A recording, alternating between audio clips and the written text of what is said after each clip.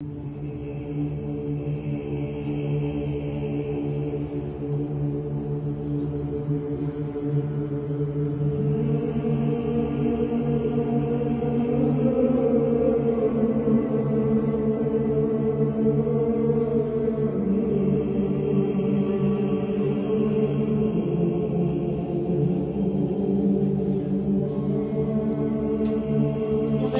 учители, скъпи съученици, едва ли има друг език, в който мисията на духовния водач да се назовава с метафората на събуждането.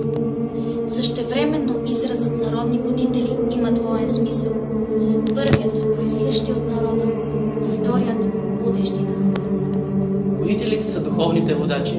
Това са възрожденските учители, възрожденските книжари и издатели, първите учени, първите журналисти, първите творци на художествено слово, но и първите лекари, откриватели, географи и прависти. 1 ноември – денят на народните будители, както и денят на духовния пазител на българите, свети Йоан Рилски, завещал ни своята мъдрост, с която да живеем и добруваме на тази земя. Затова неговите мисли и разсъждения звучат толкова актуално и днес. Не търсете първенство и началства, но помнете, оногова, който е казал, онзи, който иска да бъде по-голям сред вас, нека бъде слуга на всички. Събуждам се и гледам стръмен път. Далеч пред мен извива в мрачните зад мен мъгли. Печално там стърчат на срутения ми храм развалините. Душата ми облъхва леден страх. Защо живея и защо живях? Българското събуждане е времето на създаване на националното самочувствие, до изграждането на самата нация. Българското възраждане носи в себе си борбата за промяна. Затова народа ще започне своето събуждане, трудно задавайки въпроса защо живее и защо живях. До кога сон глубоки? Стига толкова спавание, що е спавала нашата България доволни векове. Събудете се поне от тук натам.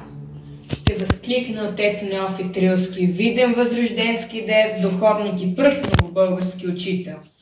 Пробуждането на нашия народ не приключил процес. И ето защо Денят на народните будители има особено и символично послание към деците на просветата, културата и общественото възпитание на нацията. Драгоценното ни отечество се нуждае от достойни хора, които да го водят по пътя към благоденствието, така щото да бъдем равни с другите европейски народи.